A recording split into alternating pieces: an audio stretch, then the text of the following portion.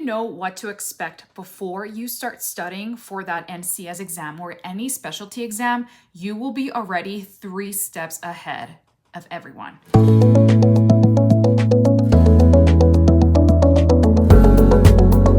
Hey there, welcome back to another episode of the Brain PT. My name is Lily, I'm a neuro PT. And today, or actually this time of the year, it is NCS prep season. So if you don't know what that means, or I'm sure if you're looking at this video or watching this video, you already know what it is. It is the time of the year where you are getting prepared to begin studying for your I got a brain fart right there, for your specialty exam in neurologic physical therapy. So today I'm going to share with you the 5 things I think you should know before you start studying for the NCS. So number 1 is that people ask, when should I start studying? Or when this video will be out for you to be able to watch, it'll be October. So the best time to start studying is mid-October, beginning of November.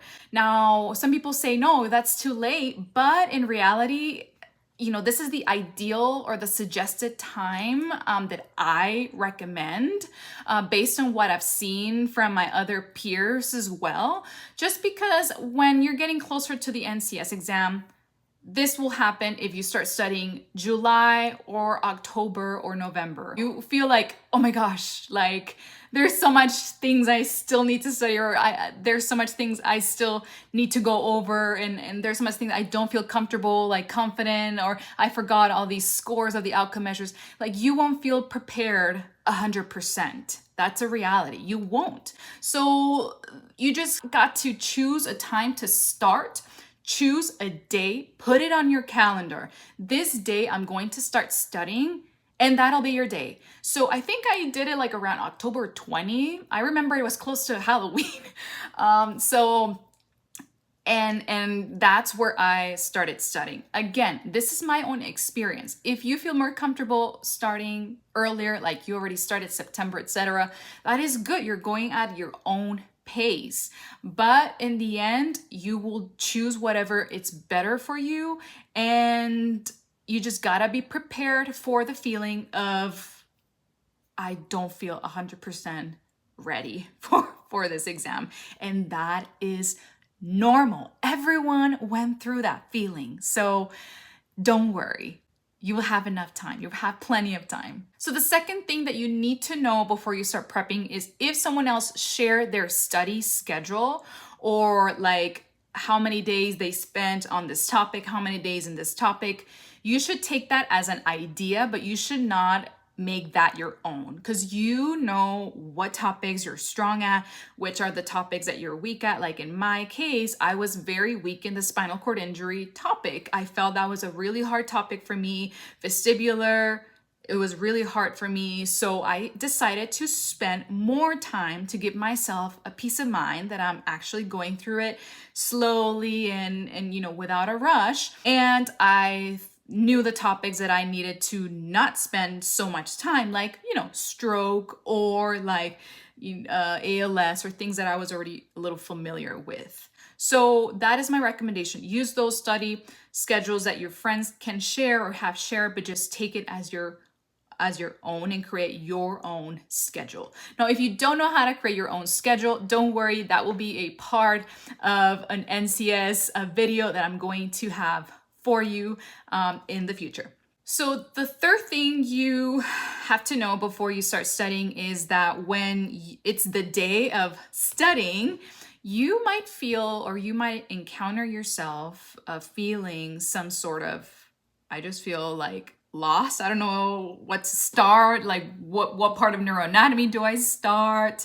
You know, so that is completely normal. Everyone feels like that. Everyone feels so lost. Neuropt.org gives you, you know, resources, but you really don't know how to start and how deep to go, you know, in each topic, and that is normal as well. So my recommendation is to start with the basics. Even if they sound like it's too basic, you just need to study that. There are some programs that have a lot of gaps in the knowledge that they offer, and I found myself feeling like I am not going through the basics like, MCA syndrome, ACA syndrome. So I would have to go back to that foundation because I felt that was essential if I wanted to build it up to more advanced like research and things like that I had to study. Why did I go into this tangential? So yeah, you feel lost, but it's normal. You will start finding your rhythm. Remember, action will create clarity. So as you start studying, everything will start flowing and you will find your own rhythm and what is working for you and the flow of your studying. Now, number 4 is that there are several resources out there to help you study. Some of them are better than others. In this video, I won't share which ones I felt they were the best, but there will be a lot of resources out there. You just have to learn how to pick the best ones and the ones that are going to help you do the best in those practice tests.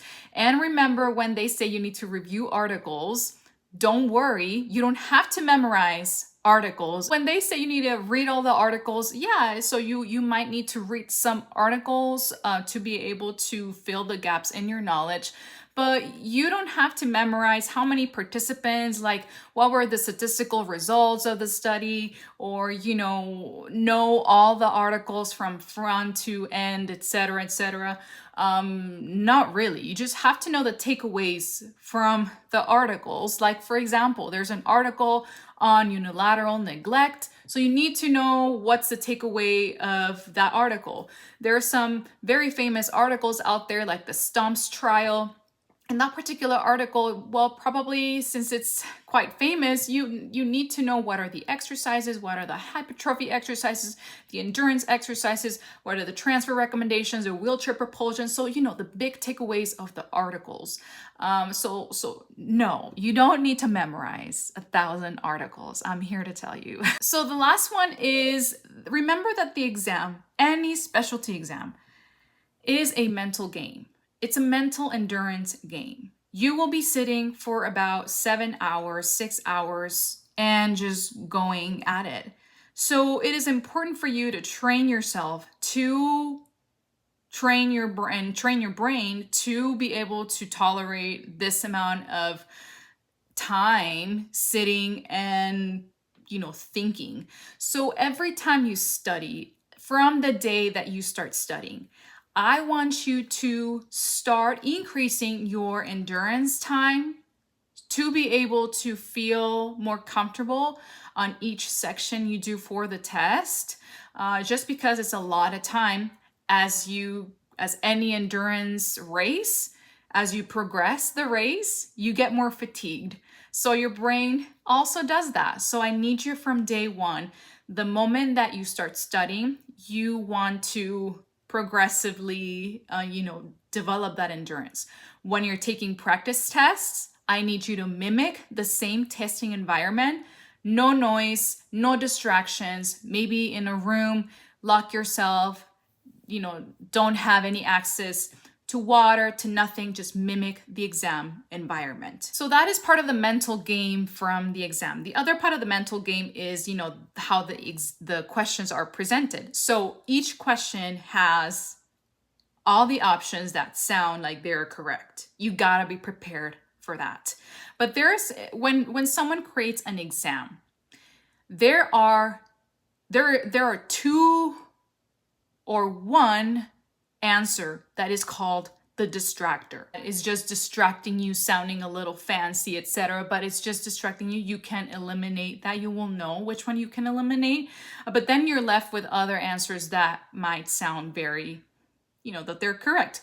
So you need to think as a specialist and choose the best answer. You choose the best answer. And do not, if you do this, do not change your answer. So you should be training yourself from the start to not change your answers if you tend to do that. So that's it. Those are the 5 things that you need to know before you start prepping for the exam. And I'll see you next week with what do I mean with learning in all ways, always. And I'll see you next time. Bye for now.